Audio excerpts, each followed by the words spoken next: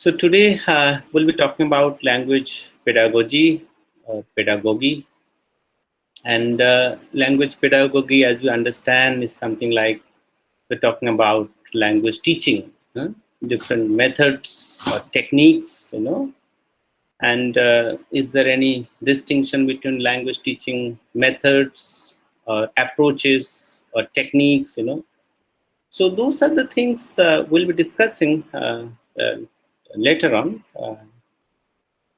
But today, first, if you remember that when you talk about language teaching and even the whole field, so to say, applied linguistics, began with applied linguistics, especially language teaching. And if you talk about language teaching, it is English language teaching, okay? And then mostly the second languages, whichever the second languages we talk about, whether it is Russian, French, so Russian, French, and other languages. And there is always a kind of relationship, power kind of relationship. If you look at, and power relationship, like whichever the nation dominating, and let's say in the whole, in the global context, you see, and that was the language, So let's say Great Britain, UK.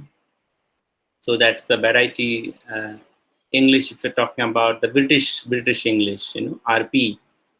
But now, let's say many speakers of RP, they are also learning American variety, because you look at the global power, let's say, So Russian, there was a time Russian language was also, let's say, at the peak.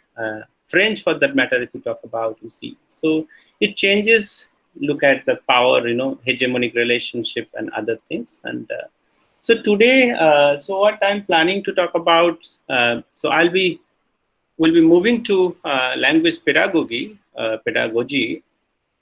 So what we're going to do, let's say, before that, mostly talk about English language teaching, and English language teaching, not necessarily other countries, but English language teaching in India, let's say, where and how it started in India. So I'll try to talk about, let's say, mostly in pre-independent India, how it started, and let's say post-independence India after 1947. So this thing briefly, I'll be trying to talk about, try to tell you, and what kind of methods also employed those days. If you talk about those methods and approaches, mainly the grammar translation methods were employed, and some people, let's say, mainly grammar translation methods, communicative language teaching methods, even if we're talking about, it was not there. So anyway, and it came very, very late, and after 1970s and all, So anyway, so we'll try to talk about that, but mostly I'll try to talk about, very, very briefly about the history, and ELT in India, English language teaching in India, and so pre-independent India and post-independent India. And see, English, if you talk about, English has also different kind of varieties, whichever the place you talk about, whether it's UK, whether it's Australia, New Zealand, Africa, India, and within India also there are different varieties of English, let's say, depending on South. Even in South, let's say, whether it's Tamil, Malayalam, Kannada, so you have also some kind of blending words, Tamil, Tamlish, Telugu, Tenglish, Malayalam, then you have Manglish, so all that kind of Bengali, Benglish, Punjabi, Panglish, so English, Hindi for English, all that kind of. So what is happening, you see, try to look at that.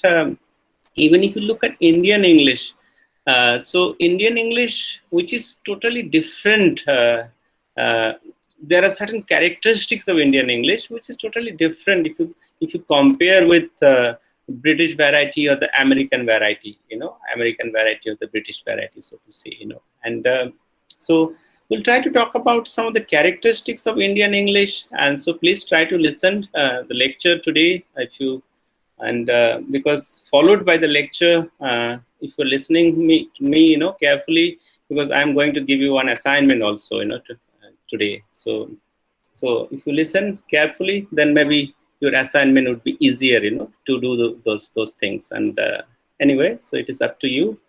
So what are the characteristics of Indian English? So if we talk about characteristics of Indian English, so in the different levels of the grammar, I'll try to show you that what are the characteristics of Indian English, why we talk about Indian English, and this is one of the prominent figure in especially World English or Indian English. If you talk about, this is the person Broj Kachru. I don't know whether you have heard about or not. Broj Kachru, prominent linguist. He worked on World Englishes, Indian English for that matter, extensively, and Kachru mainly talks about three types of circle, the inner circle, outer circle, and the expanding circle, three types of circle. And so I'll try to talk about the circle, what is the inner circle, who are there, who are the people in the inner circle, who are the people. Braj Kachru, Braj, Brajkachru, Braj Kachru, Braj Kachru.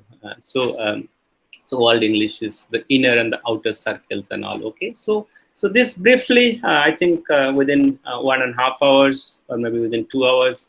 So this is my tentative plan today. I'll be trying to talk about. Okay, so and now try to look at this, and so we are talking about learning a second language. And English, mostly if you talk about in India, many people, they have learned it as a second language, you see. And let's say in the class itself, if you look at, I can see today 24 people have joined, in the class. So mostly I think it is the second language of many people, let's say. And yeah, some of us, you can say that yes, nowadays many people, it can be considered as a native language or the mother tongue for that matter, you see. And the concept of mother tongue is also changed or modified accordingly nowadays, because it's not the language you get it from your mother or something. It's a language which is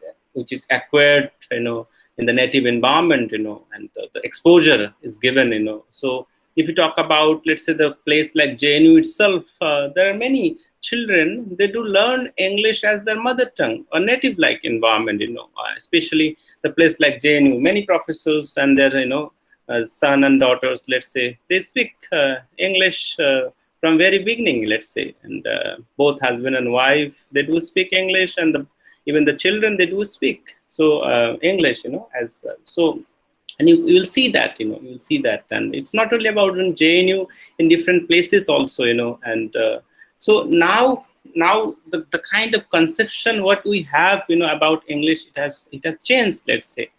Now, what I'm saying is that there are many people, let's say, we learn a second language, and there are different reasons for learning a second language, So can you just, one of you, let's simply tell me what are the reasons to learn a second language, and maybe one of you, what are the reasons, let's say. We're talking about English in this case, maybe it could be any language for that matter. So let's see if you're learning Spanish or Japanese, whatever the languages. So what are the reasons for learning a second language, one of you? Shivam? Yes, go ahead, Shivam. Yes, sir. Second language, people learn second language basically for various reasons, like for job prospects, which is a big industry. Earlier in the class, you talked about it. And the second most reason of second language, for example, I am a native Maithili speaker. And when I went to my school, then I have to learn Hindi. So Hindi is my second language. And further on, when I went to an English medium school, then I have to learn English. So English is my third language. So in this way, you have to accommodate in the society. So you have to learn languages so that you can connect with others in a far-reaching way. Thank you, sir. Oh, okay, thank you, Shivam, for expressing your views. Diksha, you also raised your hand. Diksha, would you like to say something?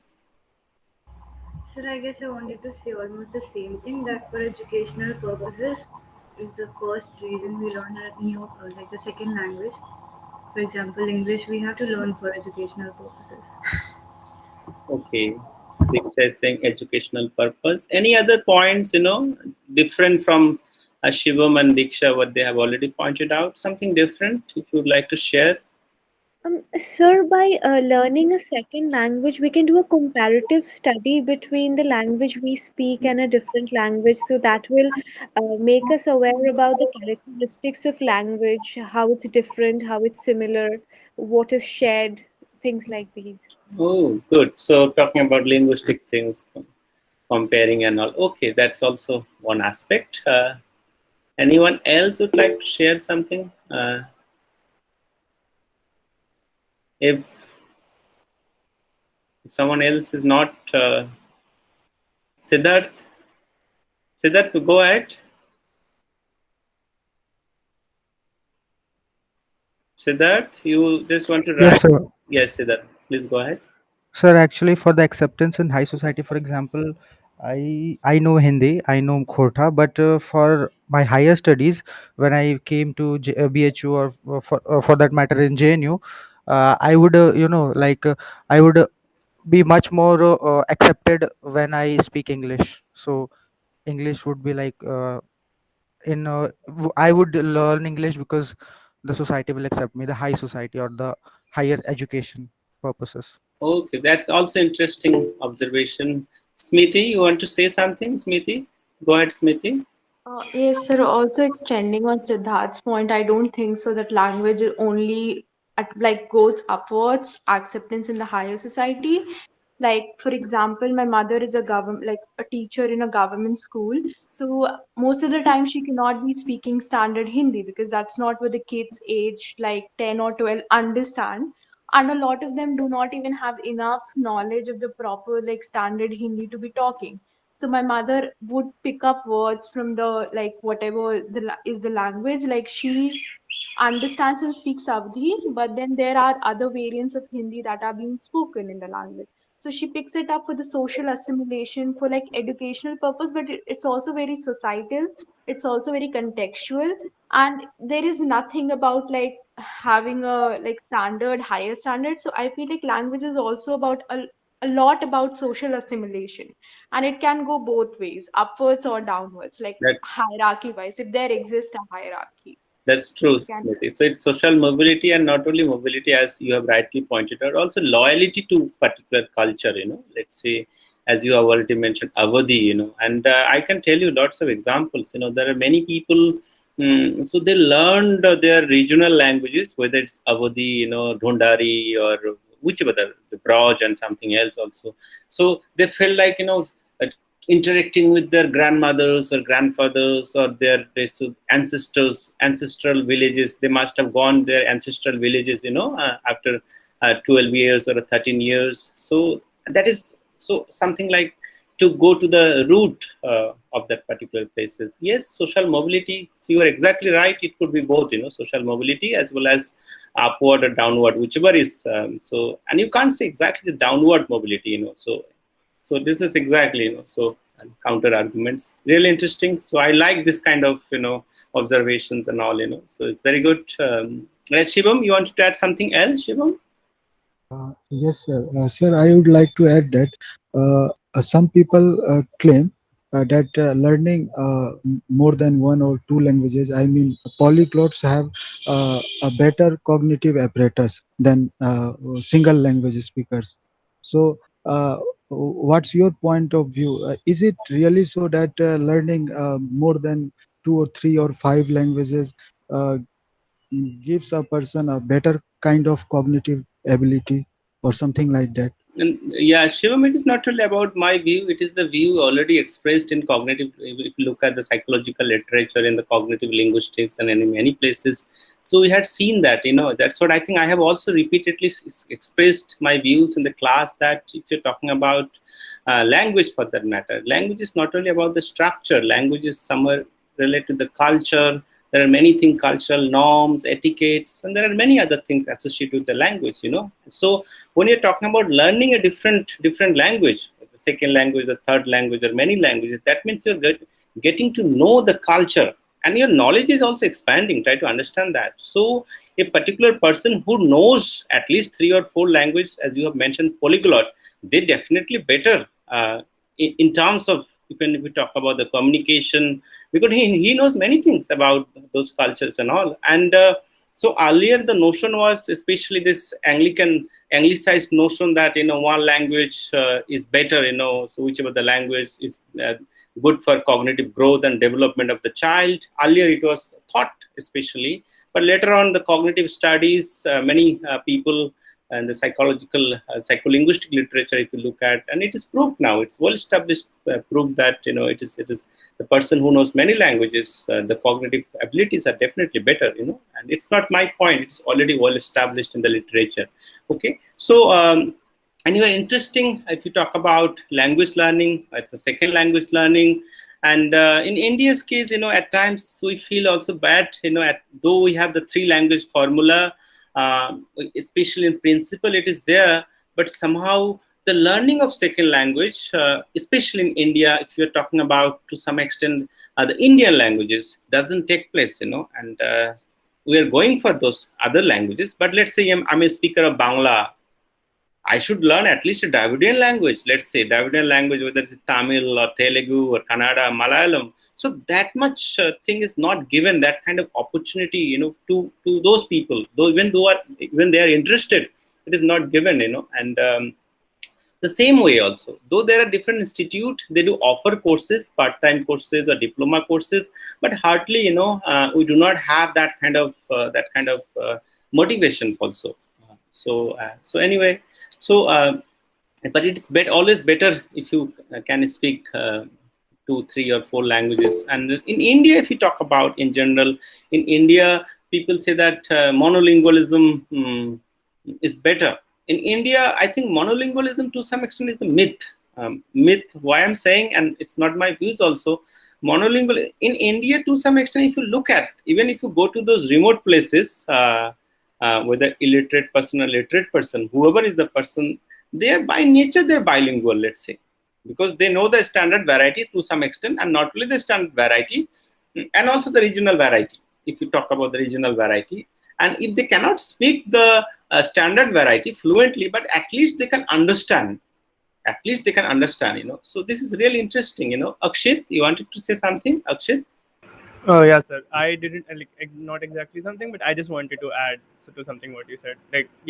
Even I read some articles regarding how learning multiple languages can result in increased cognition. But it has also shown people who do continue doing that, their chances of getting neurodegenerative disorders like Parkinson's and Alzheimer's, it is very effective in reducing those chances as well, since language is not exactly located in one part of the brain, because we have this notion of functional connectivity between the areas. So it's for example, fusiform gyrus or lingual gyrus, or even the superior temporal gyrus. These are all they work in tandem with regarding to comprehending language. So there is not just one area. So when you are learning multiple languages, so all of these areas, they are located in different areas of the brain, but then they work together for some will work in understanding morphemes, some will work in understanding phonemes. So then they will connect. So there is a lot of connection going on, the functional connectivity. Yeah, that's just what I wanted to say. Yes. Thank you, Akshit, sharing this thing. And that's what exactly. And many, people who are working in this area, the people who are suffering in Parkinson disease and also language-related or cognitive disabilities, many people they do have.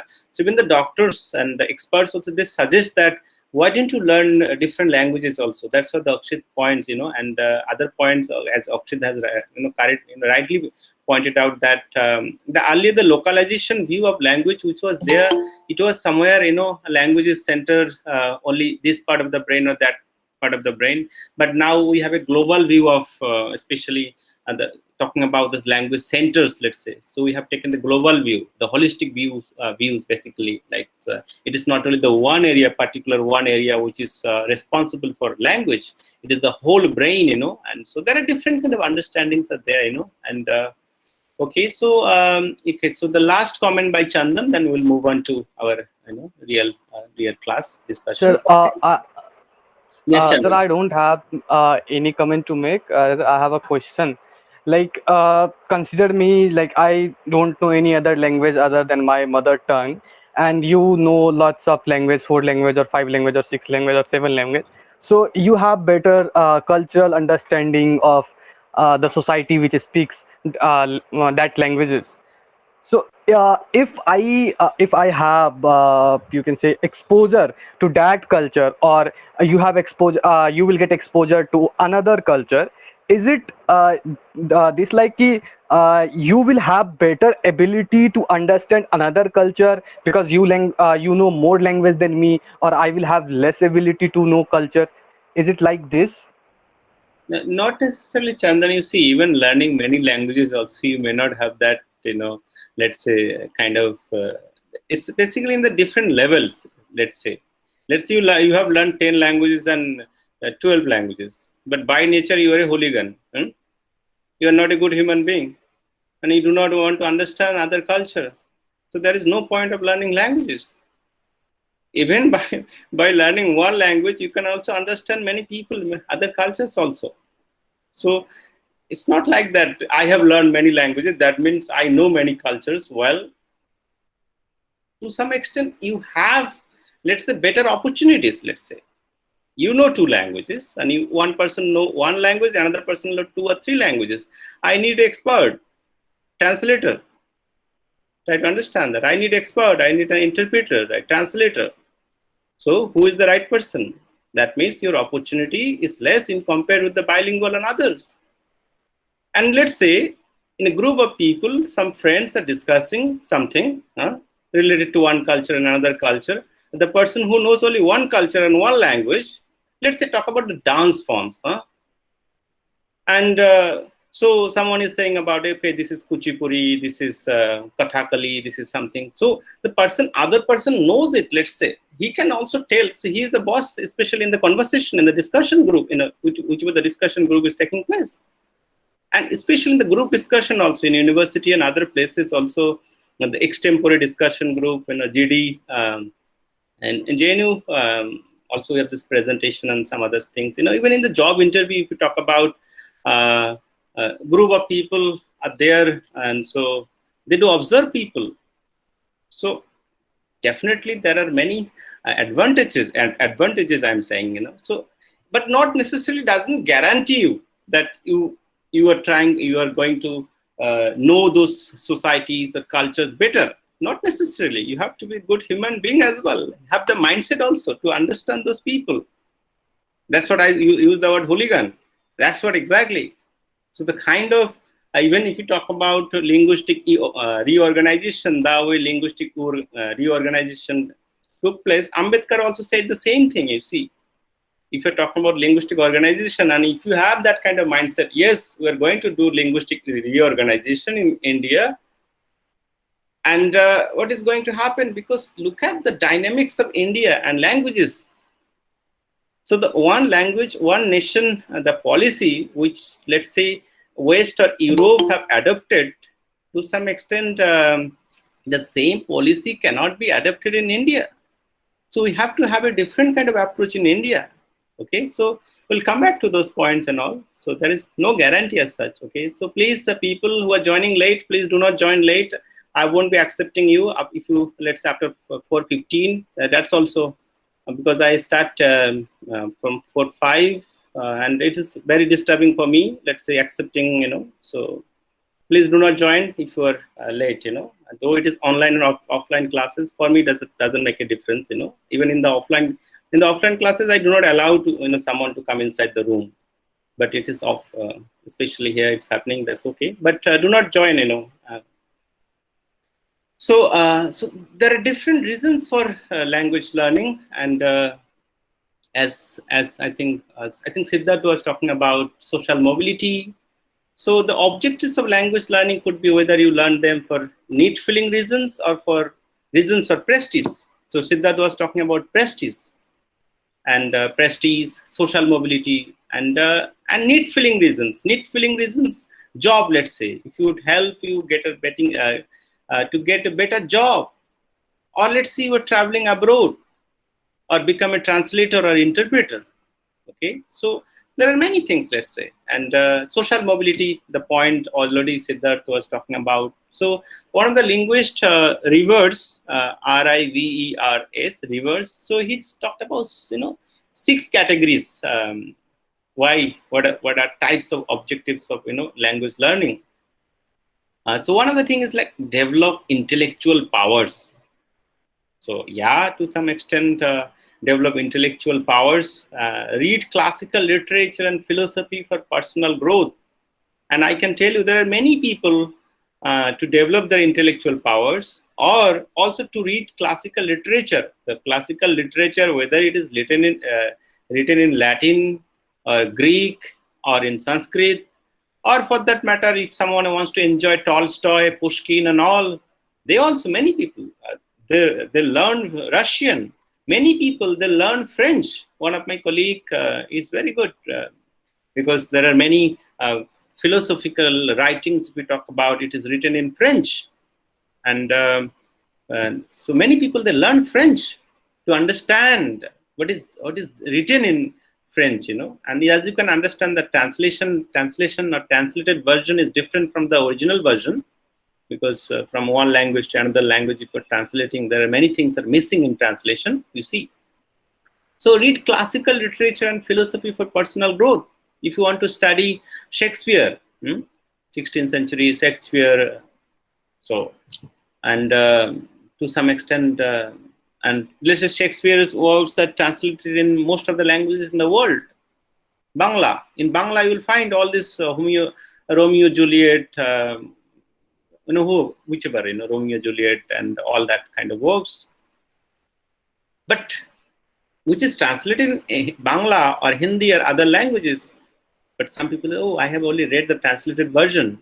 I want to enjoy what is written in English, So some people, how language functions. I think Natasha has made that point, that to some extent compare, and contrast and try to look at linguistic structure and all. So you more kind of linguistic kind of reasons also, how language functions, the kind of comparison and all. And to some extent, there are many reasons also, the practical reasons, and whether you talk about need filling reasons also, whether it's a reading competition, comprehension, essay type questions, essay type competition, and there are many things. I think that in JNU also, since you have not come, to JNU, we have a festival, especially for students, what we call Kollol. The Kollol, and so students, they participate in different kind of competition, different kind of sports and games also, and so debate competition and all, essay competition also is there, so JNU is known for all this, so writing and all, so engage in reading competition, essay time competition, and different kind of activities, and I think nowadays also in online there are many things that are going on, you see, and for some people to understand people abroad or foreign countries better, I am learning this language or that language, so I would like to understand people in abroad or foreign countries, or let's say the other cultures better. And some people, they learn language to develop oral and writing skills, or writing skills. So Rivers suggested these 6 categories, of, especially if you're talking about objectives of language learning, and you can have your own objectives. Let's say you can think about your own objectives. At times you learn a second language because it is in the school curriculum. You have also no choice. There are many people, they had to learn English. Let's say you have no choice because it's a compulsory subject. For many people, Hindi is imposed, let's say. For many people in Bengal, for that matter, Bengali is imposed, let's say. So there are many reasons also. So you can think about your own objectives. Let's say why you have learned the second language, So objectives of. Now coming back to talking about that language pedagogy or language teaching, and I already told you that somehow if you're talking about applied linguistics, and applied linguistics began with language teaching and English language teaching. Not other language teaching, began with English language teaching. And I think I discussed about this briefly, that history of applied linguistics, shortly, brief history of applied linguistics. Can one of you just simply summarize what was the history, where it started, how did it start, where it started, and one of you just simply, if you remember my classes.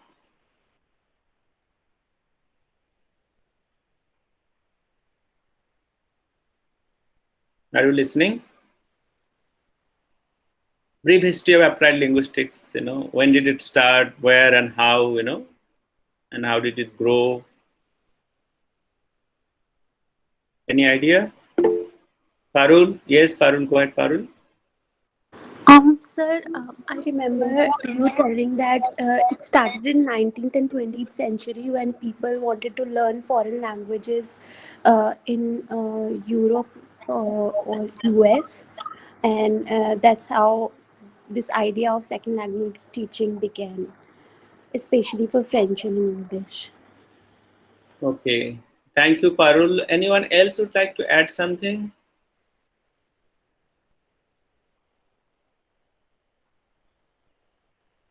Okay. Anyway, so exactly after the First World War, and then especially at the time of the Second World War, Parul, you were right. If you look at the demand for the second language learning was, let's say, increasing. So, and where it started, I think I have already told you, it started in the Europe and as well as in the United States, and approximately 1940s. Let's say this is the time, and 1940s, and rapidly it flourished and gained popularity in the international context, and so this is what, so to say, we know, and I think I have already mentioned these are the people, Leonard Bloomfield. Leonard Bloomfield, and he developed the foundation of Army Specialized Training Program. So I'm talking about this, Second World War, so you can understand that. Leonard Bloomfield, this is the time, 1930, 1933, Leonard Bloomfield's works also, the famous book, the language, and I think you know that. So there are these people, Charles C. Fries, he also established English language institute at the University of Michigan in 1941, and there are many people. I think I have already mentioned Robert Lado, and 1948. So University in the Michigan itself, the Language Learning Journal of Applied Linguistics. The first journal began with the title Applied Linguistics, and then we have people like Charles F. Ferguson. And also in the USA, Charles Center for Applied Linguistics, in 1959. And so this is the time, and also if you talk about in Great Britain, J.C. Catford, University of Edinburgh in 1956. So he also set up a School of Applied Linguistics, in 1956, So, and so this is where, if you briefly understand that somewhere, principles and practices on the basis of linguistics, mainly what was happening in the 1940s to 1960s. So people who were mostly involved in language teaching, so language assessment, language policy, and some kind of second language a second language acquisition. Later on it came into, but initially it was more like language teaching. So after 1960s, as you can understand that how applied linguistics expanded, and it has gone into different directions. I think we have already discussed that thing, so I won't repeat what we have already discussed. But today, as I already told you, I wanted to talk about just briefly. So did I send you any article related to the brief history of applied linguistics? Any article, a short article on this subject? If I have not sent, I would be sending you one article. Please remind me, and did I send you? Please just Not yet, sir. No, sir. not yet. Okay, okay. So I'll be sending. Okay, so brief history. Let's say talking about applied linguistics. So anyway, so in case I do not send, please type it or text it in the Google Classroom. Please remind me. At times I forget also. Okay. So what I'm saying is that teaching of English as a second language in India, so English language teaching in India. So the things what we have already discussed. If you look at this, the point. So English language, to some extent, English language is the language of opportunity. We have already discussed about that opportunity, social status, and increasing social elasticity or social mobility, what we are talking about. And so that's what social elasticity, if you talk about English, and social mobility, definitely social mobility takes place. And other sad part is that talking about learning English also expand the distance between the elite and the ostracized, the other, you see, who doesn't understand or doesn't know. So as a result, there is a huge distance between the haves and haves not. If you look at it. So elite and the ostracized. And this is the person Timothy J. Scrace, Timothy Timothy J. Scrace, Scrace.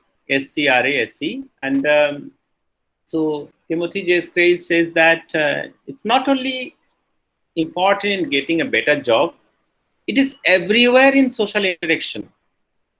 If you cannot speak it, then you are nobody. Try to understand this. And I think this is where the kind of particular mindset is also there. If you cannot speak it, then you are nobody. And there are different places, and I think to give evidence of this, I recently, just not recently, last year, I think I was in Jalandhar and then going to Amritsar.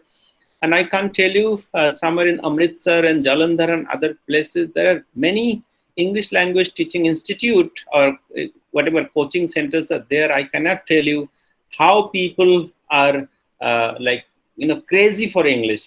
So, and if you look at the culture of, so to say, Punjab, and there are many people, they have moved to either Netherlands, Canada and other places, you see. And so as a result, they would like to learn English, and they're going for it. Also the visas, if you're talking about, and also to go to those countries, you have to have the kind of functional English, whether in Canada, Netherlands, and other places, and so that's what, to some extent, if you talk about English in Indian context also, if you cannot speak it, then you are a nobody. So that kind of stereotypical mindset is there. So, but Timothy is what he's saying, that that's important.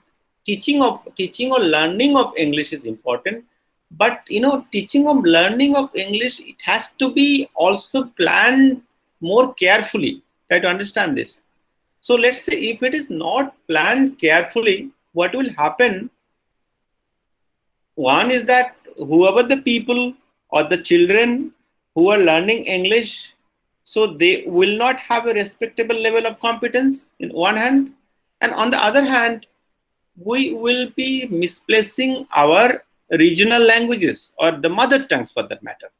So, and that's what in India it is happening to some extent. If you look at the teaching of English, is also not planned, carefully, and there are lots of politics are involved.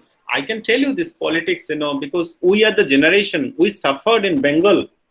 And I can tell you this, why this, the Jyoti Basu government, so they somehow, till class 6, English was not taught. English was introduced class 6 level. Can you understand that? And these political leaders, or whoever, the politicians or the elite classes, they were teaching their son and children and other people in the English medium school, but only for this government school people. Try to understand this. You have withdrawn English from the school curriculum, and it is the whole generation. Can you understand, from 1980s, somewhere 84 or 85 to almost 2000? So the almost 17 or 18 years, So this generation in Bengal, they did not have access to, I'm not saying they did not have access, but English were introduced to the later level. The kind of importance of English we are talking about, you see. And but at the same time, the political class, the leaders and parliamentarians, whoever, they would be sending their children to English medium schools. And so anyway, so that's a different kind of politics involved. Mm, so I'm saying this 1980s or after 1980s because we were the generation. I was, let's say, one of them. Let's say to some extent, like me, there are many people who learned English, especially in this class 6 level. Can you understand this? So more than 17 or 18 years, it continued in Bengal, and there are many places. And so anyway, so the teaching of English has to be planned more carefully, number one, and at the same time, because you have to have a kind of a balance, the regional language as well as English or whichever the dominant language we are talking about. Okay, so it should not misplace the mother tongue or the regional languages. That way you have to. Now talking about English, history of teaching of English in India, if you're talking about, and especially in pre-independent India, and you understand that pre-independent India, what is this pre-independent India? So we're talking about before 1947. So since the days of the British Raj, English remained the language of domination, status, and privilege in India. Even during the British Raj, if you're talking about, it remained. The hegemonic colonial project in India was to create and maintain a class of administrative officers, clerks, and compliant civil servants to carry out the task of ruling the vast and expansive subcontinent. That's exactly the case. So they wanted to rule. And so they had to create certain people, whether it's a class of administrative officers, clerks, and other civil servants. Because whether it's Hindi, Hindustani, or other regional languages, whether Tamil, Bangla, and others, Britishers, they do not understand. So they want some people. But what happened? Try to understand this. But after a certain period of time, Britishers also, they felt that the Western education would empower Indians to challenge the foreign rule. And due to some political prerequisite, they started encouraging Indians to continue with the native culture and education. So see how kind of double standard things takes place, and especially the people who are in the political class, in the ruling class, they always do this double standard kind of things, So once they were creating that kind of people that who could communicate in English, on the other hand, what is happening? They feel that these are the people, they can challenge us. If they learn English culture, because English or English culture that time, it's also associated with the whole Renaissance movement, reasoning for that matter, So they may question us. So they later on, so they started encouraging Indians to continue with their native culture and education. So the side-by-side English and more, let's say, even priority to native culture and education are also given. It's also good. It's definitely it is good. But for especially the rulers to rule many years or many centuries, so it confused people. It's also good. So what the Britishers they did, try to understand that what the Britishers they did, so they adopted Orientalism. I think you understand what is Orientalism. I think you must have heard a person like Edward Said. Edward Said, Orientalism. You must have read his book Orientalism. So Britishers they adopted Orientalism and encouragement of classical learning for the educational policy. And so one hand, English education goes going on, and on the other hand, encouragement of classical learning for the educational policy. So what is happening here? Within these Britishers, there are many people, especially the religious group, the missionaries, Christian missionaries, and I can name many Christian missionaries. But let's say one of the person like Charles Grant. So the Charles Grant opposed the plan, especially the kind of encouragement to Orientalism. Hmm? So whose plan was to teach, and the Christian missionaries, for that matter, like Charles Grant. So for him, like, we need to teach English to the people of India. So there are two types of parallel concept or contradictory concept to some extent you can look at. One is the Orientalism, and another is Anglicanism. Anglicanism, basically English culture, even side by side, even religion for that matter, because those days the Christian missionaries were also converting many Indians, to Christianity. So, but the concept of Orientalism, if you look at, so Edward Said, one of the Palestine, American scholar, Edward Said. So if you look at the concept of Orientalism, he himself talks about it's a conception, it's a demeaning concept, basically, especially that time, because Asian culture or Indian culture, for that matter, were looked down upon by the Britishers, you see, by the Europeans, and so the conceptions of Arab and Asian cultures, the kind of that view, held by those scholars, Western scholars.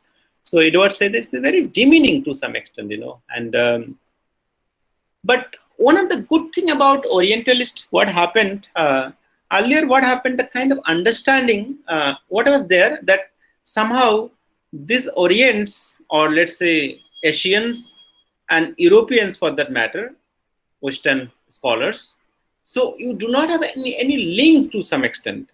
You do not have any link. So the Orientalists, when they started, let's say, studying the cultures of those Asians, whether Indians or let's say Asians, I'm saying. So what is happening there? One of the really good findings is that I think I must have mentioned the people like Sir William Jones, and there are many people. So they found a common link, that Europe and India shared a historical origins.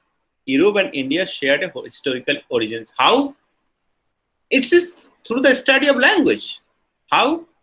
Sanskrit is one of the language which provided a kind of clue or glue, you can say, because they compared Sanskrit with other Indo-European languages, and there are lots of similarities between Sanskrit, Latin, and even English, for that matter. If you a student of historical linguistics, Dr. Pauthang teaches a course historical linguistics, and you will see that all the historical reconstruction, Grimm's law and Warner's law. So there are lots of similarities. So the kind of view what they had earlier, that somehow Western people and Asians are totally different, but and there is no close link, but Sanskrit provided a kind of common link, and so this is where the Orientalism started, and also gained also, let's say. So what happened mainly, if you look at in India, so those Christian missionaries, and not only the Christian missionaries, in the pre-independent India, there are many political thinkers.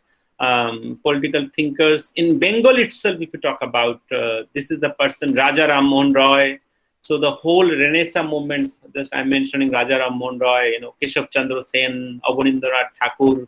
There are many people who were involved in the Renaissance, whole period of Renaissance movement, and there are many political thinkers. So they desired that English for academic, scientific, and other international reasons for Indians. So they argued for it, that English should be taught.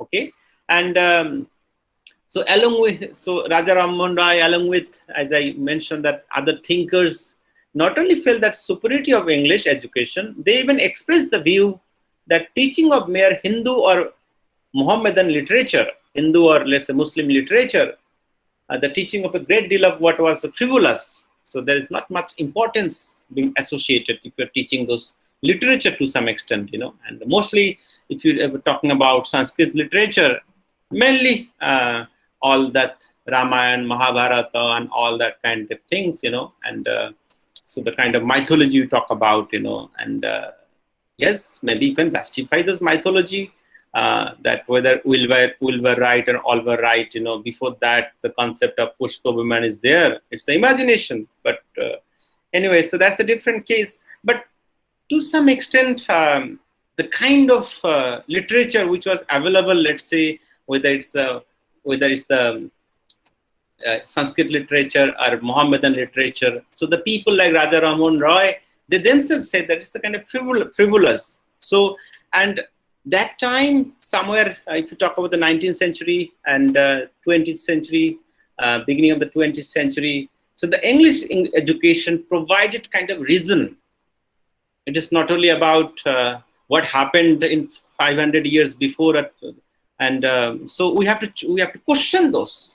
So whether it's a question of sati, whether it's a question of widow remarriage, and all that kind of enlightenment thinking were coming from these people. Try to understand that. So these people, they questioned it, and also, let's say, women right for that matter, and the how women are being subdued, let's say, under the influence of, so to say, this literature or the kind of religious, the kind of hegemony. Still, it is women are being subdued, not only women, and their different castes are being subdued. But to some extent, so Raja Rammohn Roy, and there are many people, they questioned those things, and they thought that English education, English language is an alternative, and we must have English language education. So Raja Rammohn Roy, one of the person, and this is the time in the 19th century. You must have heard about this person, Lord Macaulay, and famous Lord Macaulay's Minute, 1835. And so Macaulay's motive in spreading teaching of English in India were to just create a group of Indians, but Macaulay's motive was totally different. If you look at, and that's the whole motive: create a group of Indians who would be interpreters between their rulers and ruled. So that's what, and I think you remember, I think one of the quotes by Macaulay is that we want some Indians English in taste, but Indian in color, so that kind of quotes, and so as a result, that's Macaulay's Minutes, 1835 of modern education, and it was through English. And if you remember those days, and especially in law, in the court, which was the language? Can anyone tell me which was the language there? And English replaced that language, whether it is Arabic or Sanskrit. Which language was there in that time? In the court, it was practiced also. Sir, I think So, Urdu. Sorry? Parsi, Persian. Yes, it's a Persian. Try to understand that. This is the time of the Mughal Empire, you see, like after so Mughal Empire, that time Persian was the language of the court, the language of the law, and Perso-Arabic. And that's what still try to understand that still there are lots of Perso-Arabic vocabulary we do have in our Indian, many Indian languages for that matter. Even related to law, related to court, there are many words. Even the word, let's say this kalam, if you talk about kalam, we have the word in Sanskrit, lekhni. Adalat itself, adalat itself, kalam, kitab for that matter. If you talk about kitab, we have a word in Sanskrit, but we did not borrow the word pustak. There is nothing wrong. If you're talking about the pronunciation of the word pustak, it's completely fine. But kitab, kataba, kitab, that. Anyway, so what I'm saying, try to understand this, the whole concept. So somehow English, so Persian was replaced by English language, and it's Lord Macaulay in 1835. You can read the whole Macaulay's Minute. I'm not going to, into the detail. But Macaulay had a very different kind of racist view also, and there are different codes. You will see that. But real thing, the Magna Carta of Indian education, and especially it's began in 1854. 1835, I was talking about 1835, Mackley's Minute, Persian was being replaced by English. But in 1854, if you talk about the Woods Dispatch of 1854, WOODS, Woods Dispatch. So what happened? And it is more systematic. Earlier, you have know how to go about it and all, but Woods Dispatch in 1854. So, and it's a clear dictate that the English language is to be the medium of instruction in the higher branches and the vernacular in the lower. Try to understand that how politics are shaping now.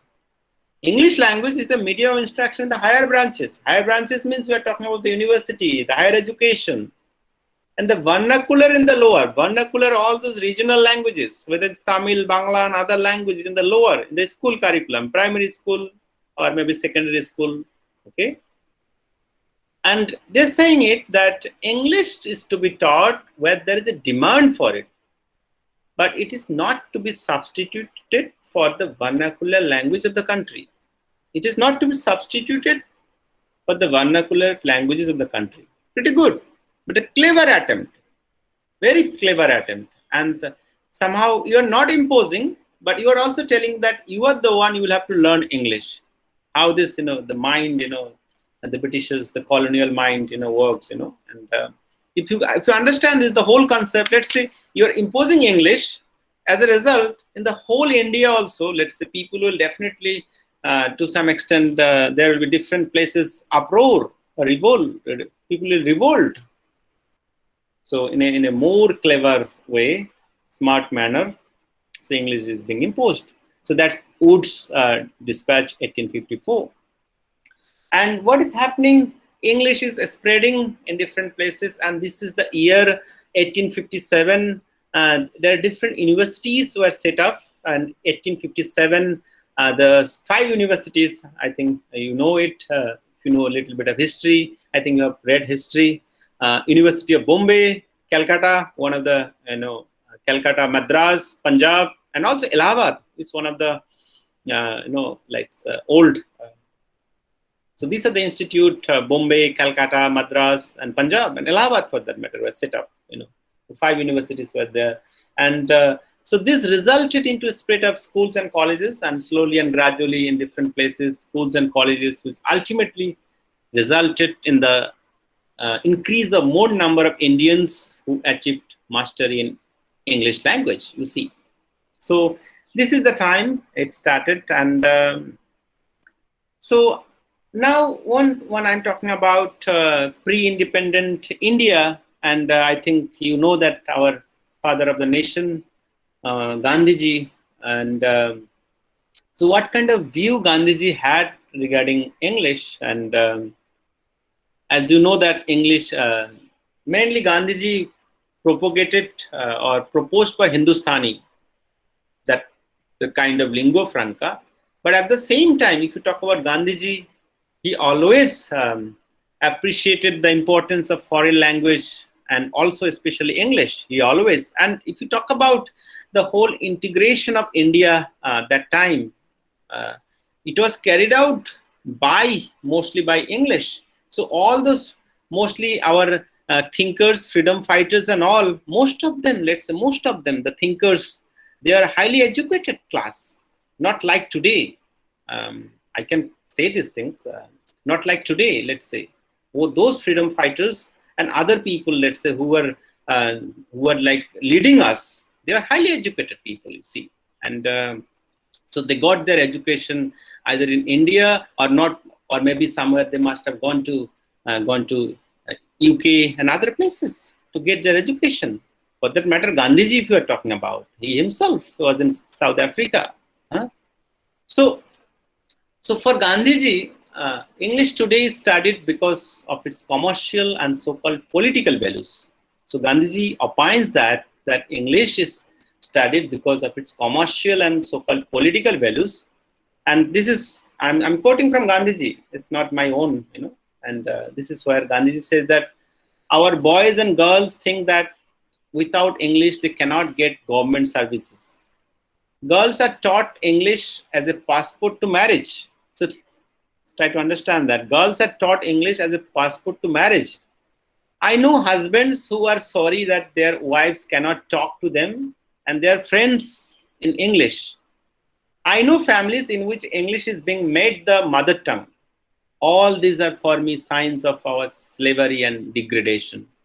Try to understand the kind of views Gandhiji has. So all these things, the people those who have that kind of mindset that think that English is taught as a kind of passport to marriage, and so it's a kind of slavery, it's a kind of degradation. So Gandhiji also appreciate, but he doesn't say that we do not need to learn English. He said that foreign language, for that matter, any foreign language, whether it could be English, Russian, French. So he says, I do not want my house to be walled in all sides and my windows to be stuffed. I want the cultures of all the lands to be blown about my house as freely as possible. I would have our young men and women with literary taste to learn as much of English and other world languages as they like, and expect them to give benefits of their learning to India and to the world. So Gandhiji is not only proposing English, but at the same time Gandhiji is talking about other languages in the world, for that matter, you see, and learn those foreign languages and try to, since he is the father of the nation, he has a vision, let's say, for the country, for the nation. He's saying that, and expect them to give benefits of their learning to India and to the world. So that's what. So learning languages, definitely. So mostly there are many thinkers in pre-independence India. You can, the history, let's say. I won't go into the detail to some extent all this. It's not a history class, it's a linguistics class. But what is happening, the linguistics or language related issues, what is happening? Now try to understand that after 1947, the post-independence India, what is happening? One thing, the status of English, what was earlier, it was perceived like a foreign language. And Gandhiji himself was saying English as a foreign language, you see. But today, the kind of context, let's say the kind of political context we live in today, can you think that English is a foreign language now? No way, English cannot be a foreign language. So, so what is this foreign language? What is this, let's say, second language? So English, how many years, let's say, English enjoyed this status of foreign language or second language? So the status of English, if you talk about the foreign language status of English in India, thus appears to have remained for a short period of time, you see. And it gradually seems to have acquired the status of second language. So only for a few, only for a few years.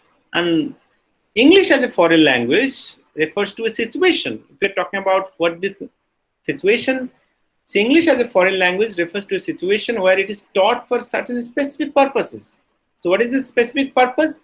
It could be reading some scientific works, translation, communication at certain levels and for certain purposes only. So that is the domain of foreign language. But later on, if you see, the kind of domain has been expanded, let's say. And English as a second language refers to a situation where English is used widely for purposes of administration, education, as a commonly language. So these are the domain of the second language. And within a short span of time, English has achieved that purpose of second language.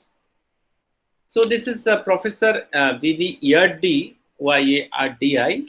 Professor Yardi comments that in India, recently, if you look at India, English is not, it's the second language. It is now the process of acquiring the status of the compulsory third language. Compulsory third language, and that's what we had seen also in third language formula, if you look at. And not only that, I think I have already mentioned initially today in the class that English itself has become the native language or the mother tongue of many Indians, for that matter.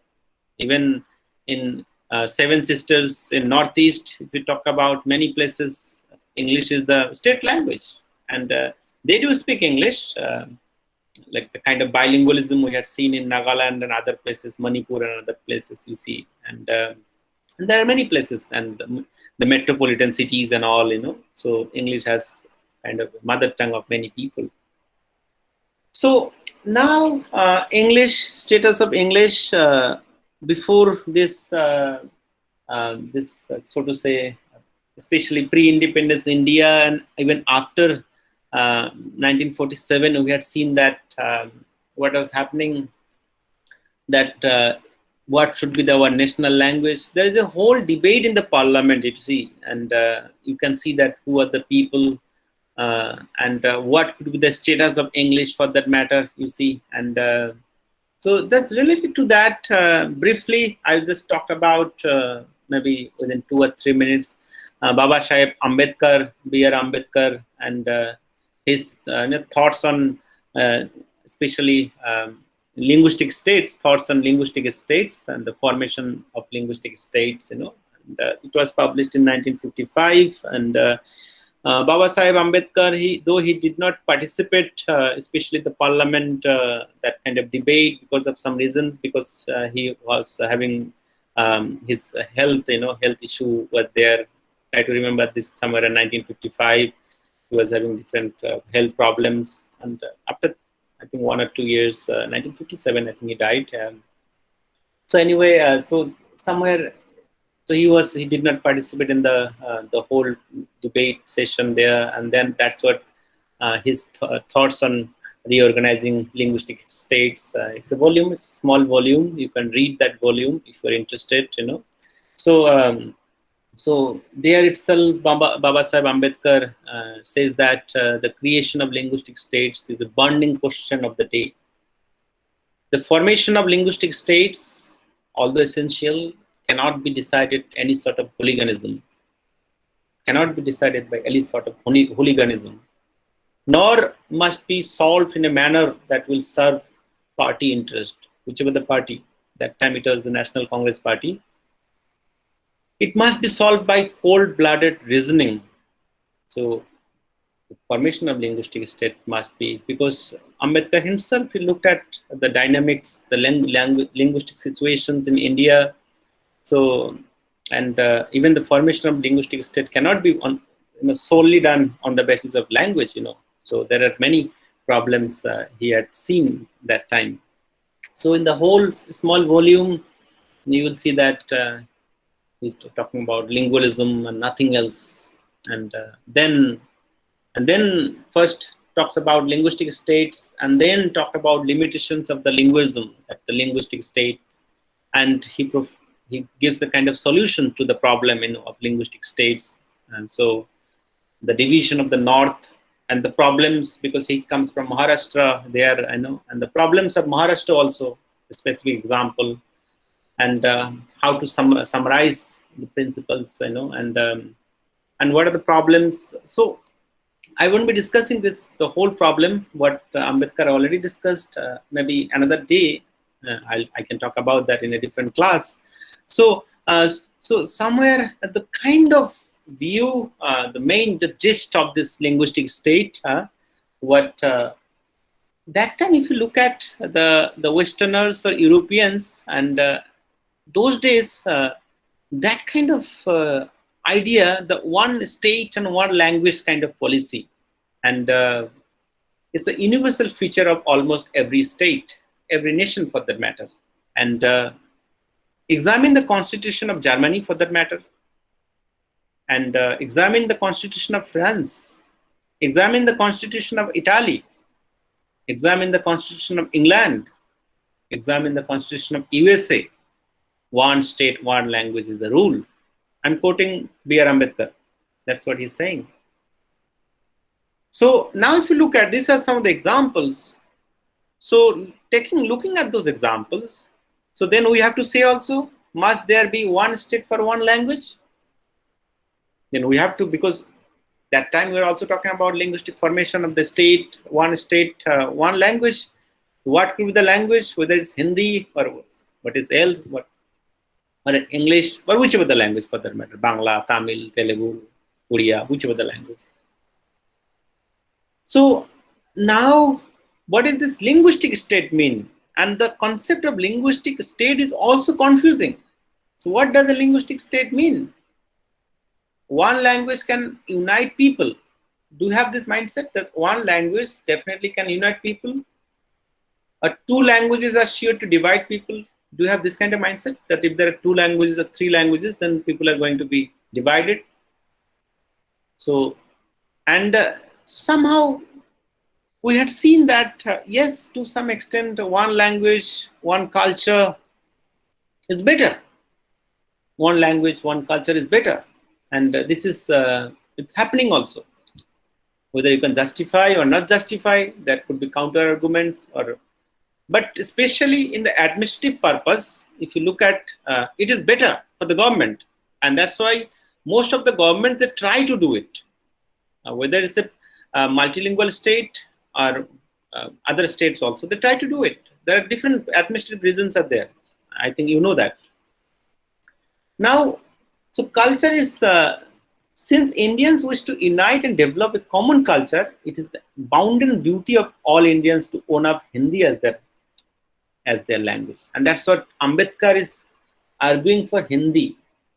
Because talking about the unity and all, so it is the bounden duty of all Indians to own up Hindi as their language. So it's arguing for Hindi. Try to understand that. He is well educated in English. You know that the kind of degree and the kind of talent Ambedkar had, I think hardly people in different, that time, hardly people had that kind of talents, And so Ambedkar arguing for Hindi. Why Hindi? And this is where, vehement proposal. Any Indian who doesn't accept this proposal as a part and parcel of a linguistic state has no right to be an Indian. He may be a 100% Maharashtrian, 100% Tamil, or 100% Gujarati, but he cannot be an Indian in the real sense of the word, except in a geographical sense. Geographical sense, he is Indian, but in the real sense, he is not Indian if he is not owning up Hindi. See, such a strong proposal for Hindi. If my suggestion is not accepted, India will then cease to be India. One state, one language is not.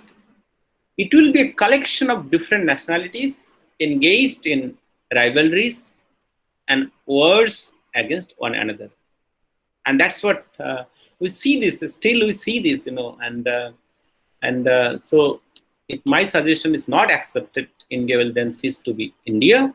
It will be a collection of different nationalities engaged in rivalries and wars against one another.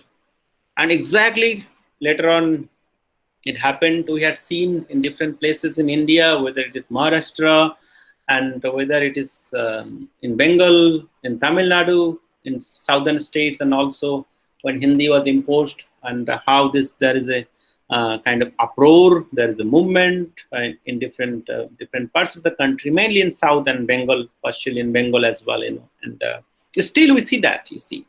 But for national integration, he's saying that for national integration, and somewhere else also, he also makes very strong comments that, for the national integrity, you have to unite and you have to learn Hindi, national unity, because nation first. The kind of patriotism here, Ambedkar is propagating, not that Deshbhakt. Nowadays, Deshbhakt, there are many Deshbhakt who doesn't know what is this Deshbhakti all about. So for them only Bharat Mata ki Jai, and that's all, and do not know what is exactly. So now this Timothy J. Scray's remarks, especially talking about English, and later on I'm talking about this post-independent period, Timothy J. Scray's. English is recognized as an important global and international language, essential for professional employment and significantly a key component of the cultural capital of middle-class Indians. And that's what exactly happened after So that's the key cultural capital of middle class Indians. And one more scholar, Agarwal, points out that the status of English in the post-independence period as post-Indian independent period, we see that it's a kind of a linked language among the educated people and the few elites. In spite of the introduction of the Hindi as the official language, English still played an important role. So English still played an important role, and I think you remember that somewhere 1960, 1965, English was made the officiating language, and later on it continued, So, but in this way, it did not bring about any significant change in the status of English. On the contrary, so what happened? It resulted in the creation of a class of vernacular educated native to occupy lower position both in education and administration.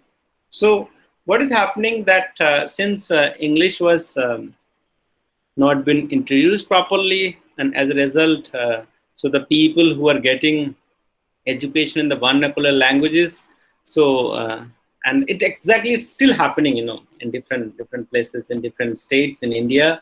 So, and as a result, it resulted in the creation of a class of vernacular educated native to occupy lower position both in education and administration. So that's what the point I think Siddhartha made, that if he comes to JNU or whichever the place, BHU and all, definitely for social mobility and social reasons, you have to learn English.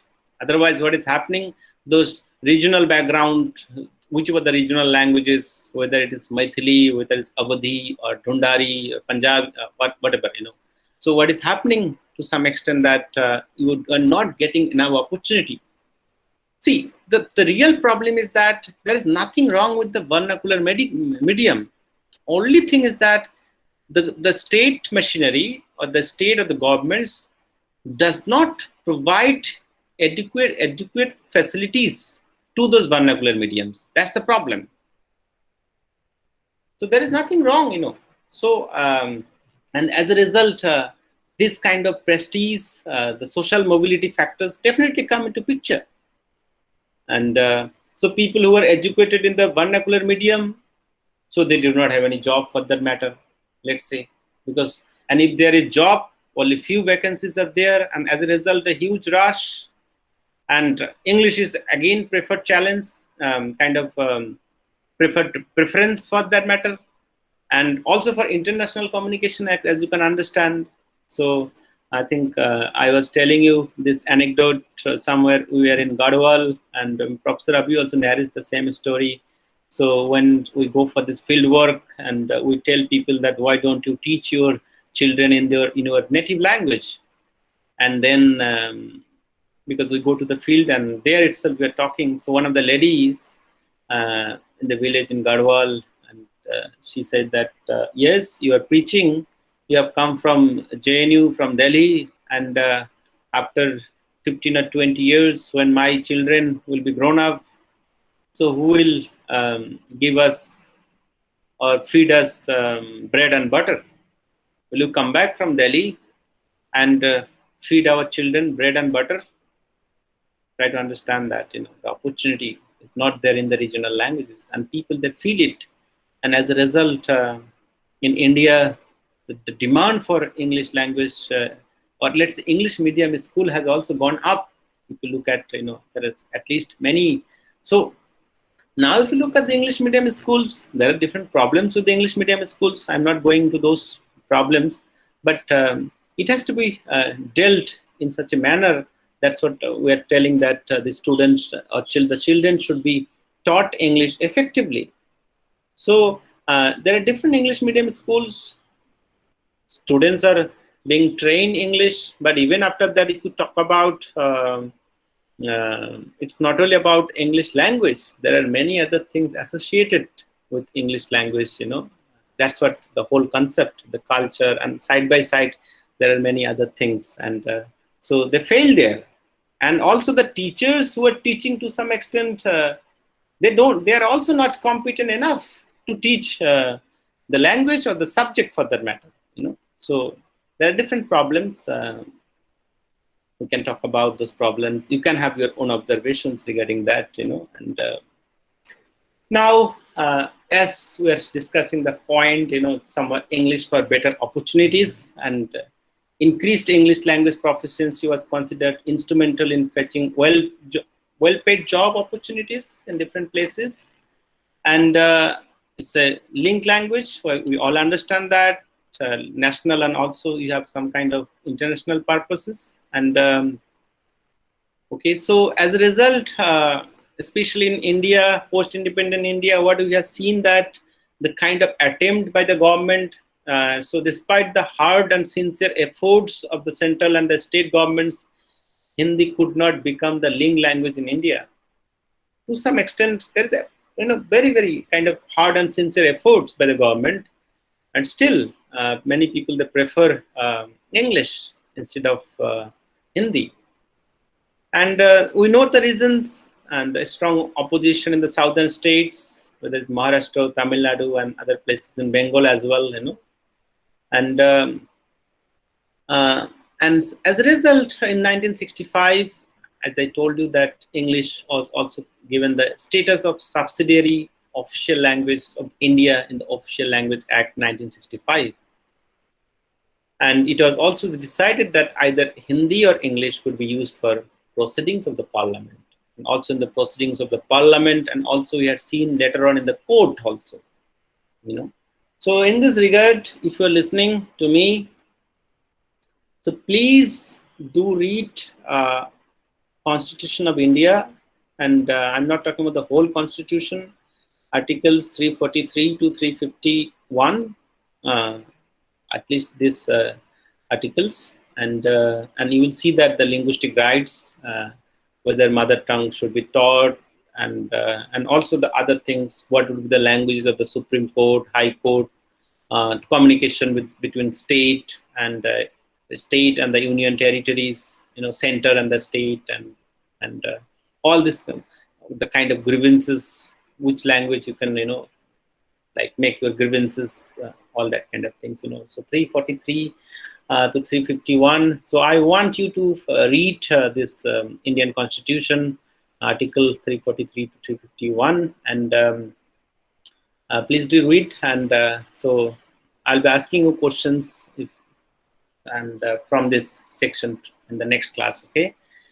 And one more thing, this is not only that. Another reading would be, there is a chapter, I think the chapter 3rd will continue with Guy Cook, chapter 3rd, and it is, I think, Languages in the Contemporary World, Guy Cook, chapter 3. It's only a few pages, 5 or 6 pages. So please do read, and it's for next class, basically for tomorrow. So, so I want you to read these two things for next class, and because it's a continuation. Language, what I'm discussing today, language in the contemporary world, basically English, there has been taught, discussed those things, and also the Indian Constitution, the clauses, what I'm talking about. Okay, so please do read. So, so Hindi or English could be used for proceedings of the parliament, So either two things were.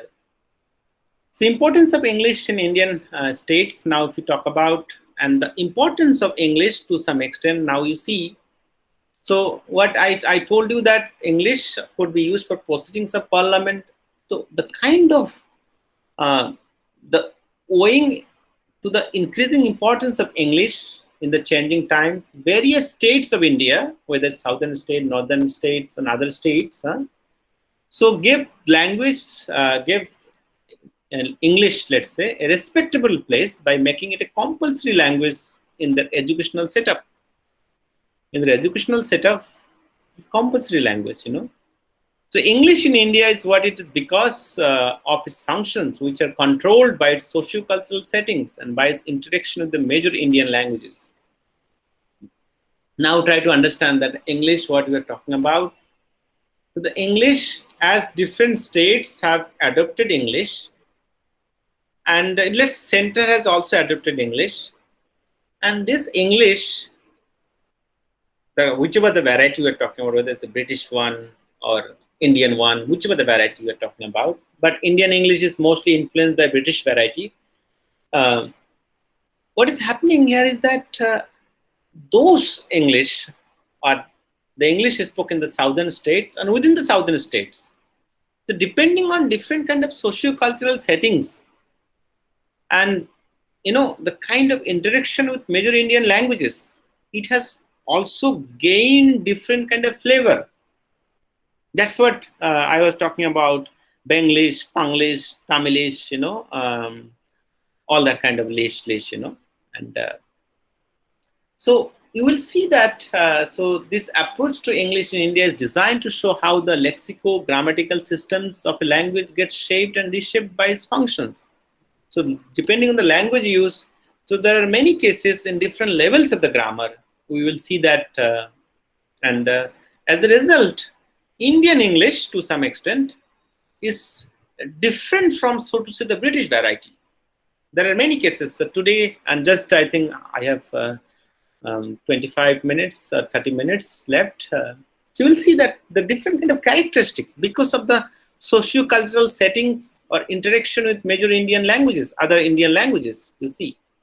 So, so English in India, but you cannot say that English in India is like kind of is or will be less effective or less efficient as a system of communication.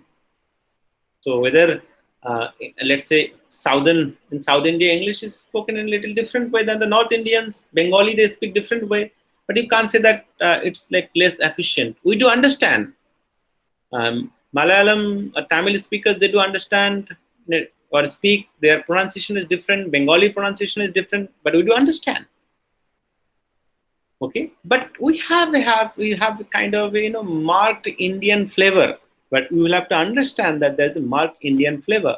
So that kind of Indianization we are talking about, So so the Indianization of English involves adaptation of existing features of British English and the use of transferred mother tongue items where British English is deficient or different from British English, so to say.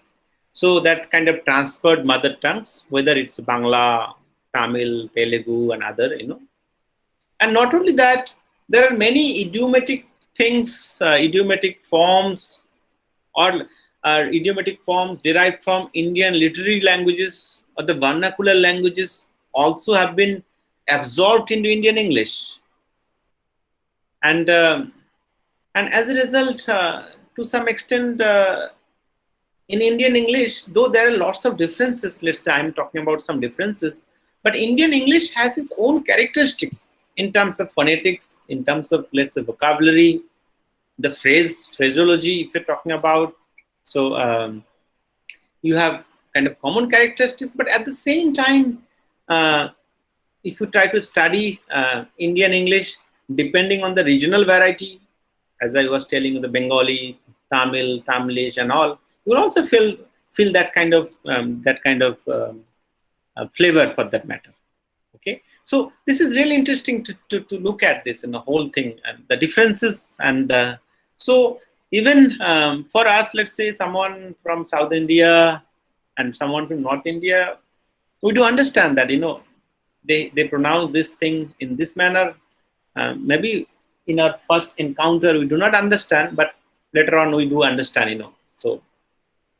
So it has developed its own various characteristics through the interaction of Indian languages and social behaviors with those of English. Okay, so now when I'm talking about Indian English and the kind of the characteristics of Indian English, and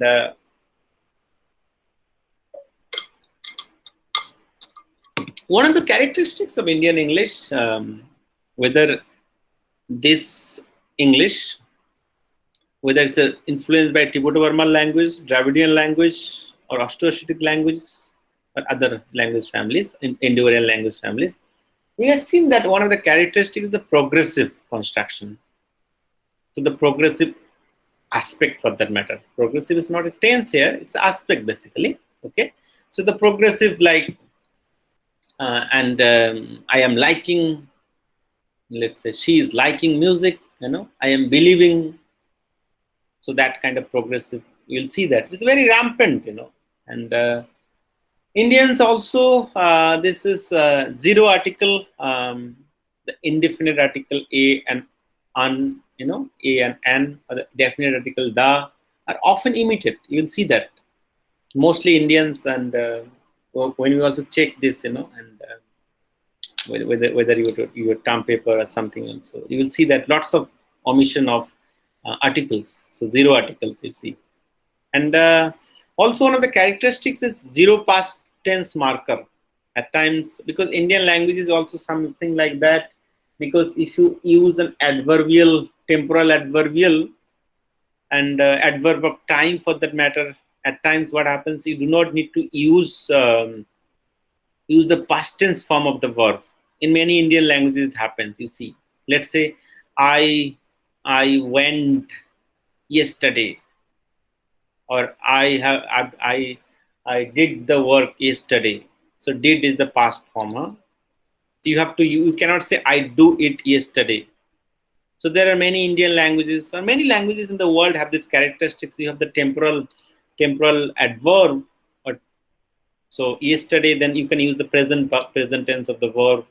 So there are many Indians, they have that typical characteristic that they're using some adverbs. They may not use the past tense form. Happens. This is also observed, and also there are some plural. Talk about the plural construction. Plural construction, as you can understand that plural is only countable noun and uncountable nouns. Uncountable nouns, we do not have plurals. So many Indians will make this plurals in uncountable nouns. So let's say litters, luggages, furnitures, woods. So we'll see that kind of. In the pronunciation level, if you are trying to talk about pronunciation level, mostly the North Indians, and not really North Indians, in different varieties also, but this is mainly North Indians variety, Indo-Aryans influence. Va, that the labiodental, va and va. So many people, they do not make any difference between va and va. Vowel, vowel and W, V and W sound, you see. So va and va. And Bangla, for that matter, they do not have wa. So again, problematic for Bengali speakers. And also that labiodental fricative, if you're talking about this interdental, tha and these and these. So this is also being replaced by the, mostly by the, if we're talking about. And somehow, again, this shaw and shaw, the sound, I'm talking about the vowel shaw, and again the cut. So shaw, so many people, whether it's Hindi or Bengali speakers, that cut, C-U-T, cut, I'm talking about C-U-T. So you have the vowel cut, that's the back vowel, cut. So it may be replaced either by a, or it may be replaced by shaw. Many Indian speakers, they do it, So cut. Bengali may say, instead of saying cut, they may say cut. So it's a, not a, So that's kind of phonological differences in the vowel levels. Vowels, you will see that. And another thing is that if you talk about diphthongs, and English has many diphthongs. A combination of monophthongs and diphthongs, and it. So English have many diphthongs. Let's say I can just give you one example. Go. So mainly British English or American English is basically diphthong, go. But Indians have this typical, so they will make it a monophthong and they say go, and make it elongated, or the lengthen the vowel, and it make it a o. It's basically o, go. And a also, in different cases. I'm not providing you lots of examples. I have ample examples, but let's say because of the time constraints, a also, in cases a, they may again lengthen it and will make it a long, And as a result, what is happening, and other things I just simply tell you, that English, talking about English, especially in the phonology level, English is a stress-sensitive language. So depending on weak syllable and the heavy syllable, you get the stress. So you get the stress in the syllable level, also in the word level, or also let's say you have sentential stress also. Pretty interesting. So syllable level, word level, and also so depending on that you see. So and it's really pretty interesting if you look at when the Britishers or Americans they speak. But somehow Indians, when they speak, as if like it's a sing-song pattern, they are more like rhythmic when they speak English. And at times, what happens when the stress is, you do not need to put the stress. They put the stress, and at times, where they put the stress, where you have a polysyllabic words, and they are confused with the stress basically. Where to put the stress? You see, stress or the accent for that matter. You see. So appear put the stress at the wrong syllables, and accentuate all the syllables of a long English word, and so these are, and again, one phonological characteristics I can simply tell you that that f again for fricative here, and for fricative is also replaced by many people as f, like voiceless bilabial plosive, simple, and so it happens, and you will see that that fa is replaced by voiceless bilabial plosive. Okay, so so these are some of the phonological characteristics I just simply mentioned, only few, and in the level of lexicon, if you're talking about lexicon, I'm talking about the vocabulary level and the words level. You will see that somehow English has borrowed many words from Indian languages, and the words like let's say jungle, bungalow, shawl, baranda, even the word joy ho, it has borrowed. And I was I think few days back, the word which is used by South Indians, ayo, I think any South Indians are here, ayo. So ayo is also now adopted in this in Oxford English Dictionary, ayo. So really interesting, so the regional flavor we are getting into English, you see. So in the level of lexicon also, you will see that kind of regional flavor. And Indian English, if we're talking about the characteristic of Indian English, it includes many political, sociological, and administrative terms. So many political, administrative, and sociological terms, like let's say dharna. Dharna is very common. Hartal, ipteasing, vote bank, Swaraj, Swadeshi, even let's say general caste, scheduled caste, other backward caste, let's say, scheduled tribe, NRI, or even some cultural things, let's say, namaskar, namaste, many things, let's say, it is there. So in the level of, especially the lexicon, also in the syntax, somewhere we find a features which is code switching. In social linguistics, it has been taught code switching. You know that how you switches code, and code switching and code mixing also. Lots of characteristics of Indian English, also code switching and code mixing. So, and occasional or even frequent use of Hindi word or expression within the English sentence. Lots of times we do, mix the code, and so it is a great sense of shared identity or solidarity with other speakers. If you're talking about code switching, yes, definitely code switching. It's level happening in the grammatical level, but in the socio-cultural level, if you talk about, it's a great sense of shared identity or solidarity with other speakers. So if you're switching code, let's say I'm speaking English and all of a sudden someone comes and I want to show my affinity or loyalty to that person, and I may speak to other language, let's say which of the language I know, whether it's Maithili or Bangla or something. So it's a grammatical level features, but at the same time, it's a social and other level kind of features, And also in Indian English, what we had seen that extensive compound word formation, lots of compound word formation, and we'll see that, and many administrative terms also, and whether it is language, what you call Niti Ayog, there are many terms you will find it, and even some kind of things. Let's say in Indian English context, the word cousin is enough. Cousin is enough. Huh? We have to say cousin brother, cousin sister. Also meeting, notice, pin drop, silence, time pass. These are typical kind of compound word formation and related to Indian context and Indian, and also lots of clipping and acronyms, or what we call shortening of words related to Indian context. You will find that, enthusiasm, so enthu, and fundamentals, let's say funda, and this is the word, let's say male chauvinist pick,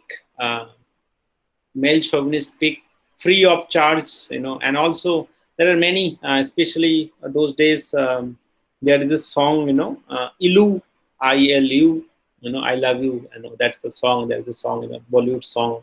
So these are some of the things, typical characteristics you see, and these typical characteristics you also find in the African varieties, since we are talking about Indian variety here.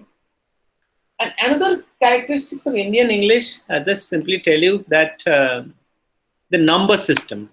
We do have this Roman number. We do have this number system, let's say.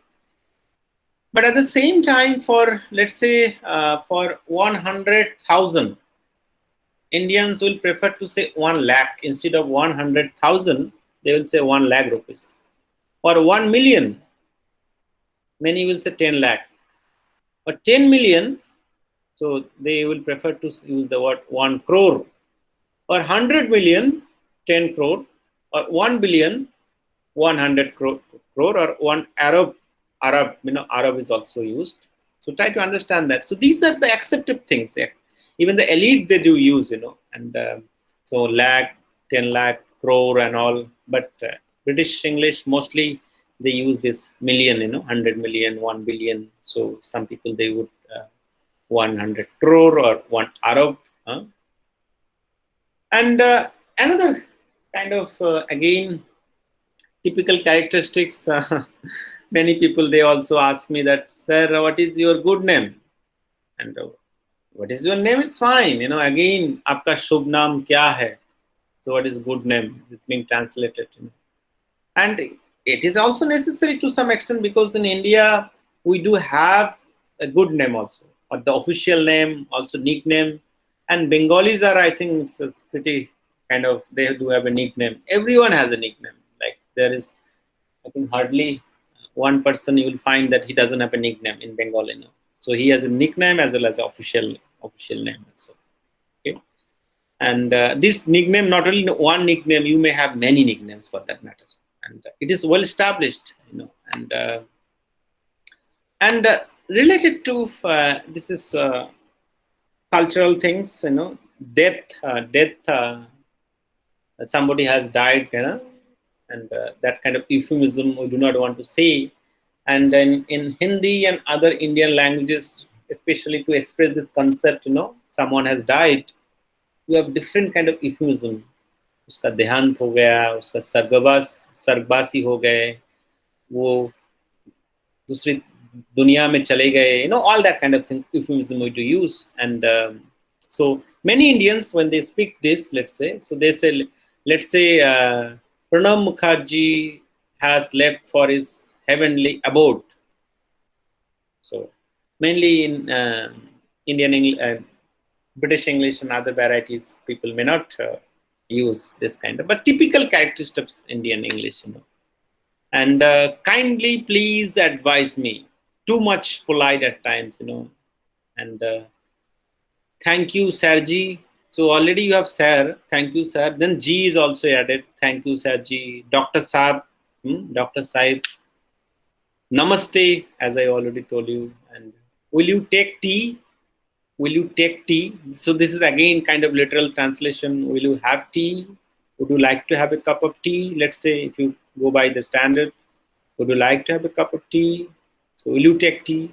And, another characteristics you'll find of Indian English is that lots of reduplicated structures, because Indian languages, and I'm saying Indian languages here, it's not only about English, it's not only about Hindi.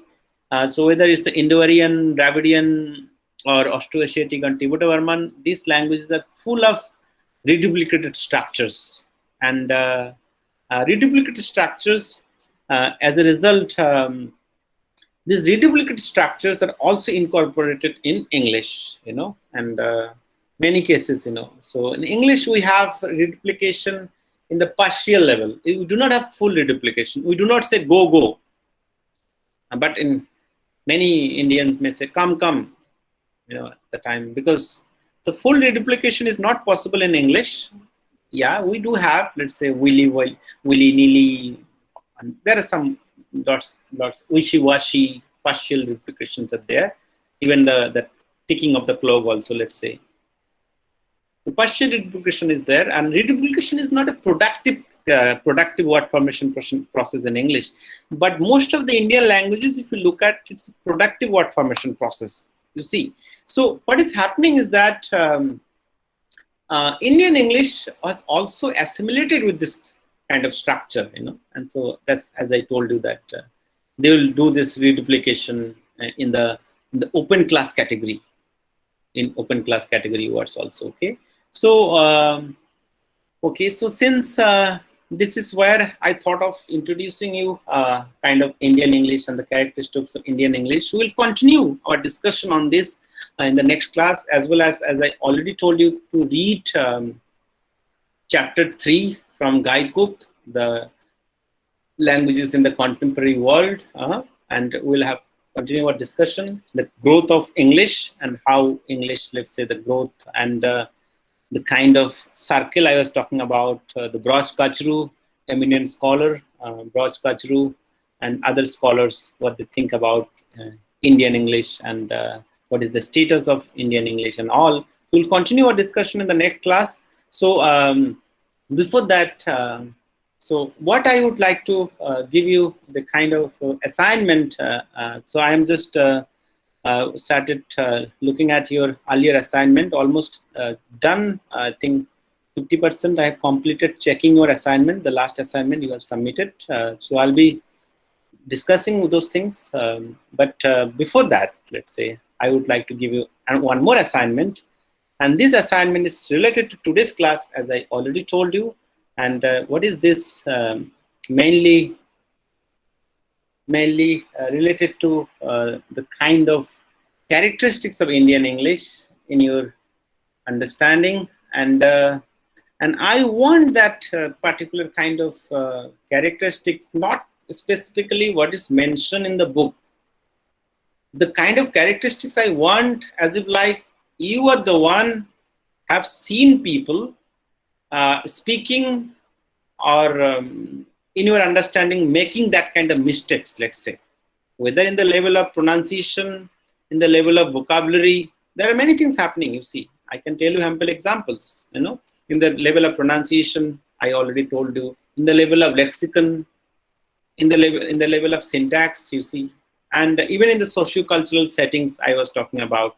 So I want, since you are coming from different socio-cultural background, language background, whether it is Hindi, whether it is Maithili, Braj, or whether it is, let's say, in Tamil, Telugu, or Bangla, and Bengalis, as I told you, that the typical characteristic, phonological characteristics is that Bengalis, they do speak in a more like sing-song manner.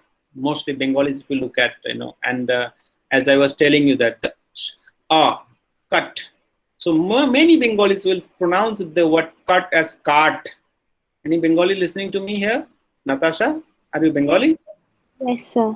They do say, many Bengalis will see that. Instead of cut, they will say cart. Yes, sir.